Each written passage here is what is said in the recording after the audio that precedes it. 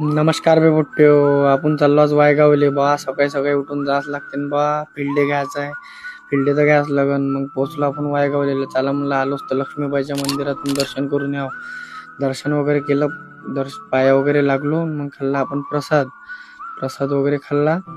मग आपल्याला जायचं होतं आपल्या गाडीकडं. आपली गाडी येऊन तयार होती. मग आपण होतो तुझा बोलून वगैरे फुगून आणला. बोलून तर लागणच भाऊ. मग आरती वगैरे चालू होती. चौकातल्या दुर्गादेवीजवळ आरती वगैरे केली.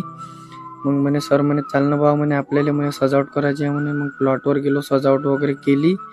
मग आपले आले शेतकरी वगैरे. शेतकरी आले. फोटो वगैरे काढला. शेतकऱ्यांना मार्गदर्शन केलं. ना आता जायचं आहे आपल्याला वायगावले डबल.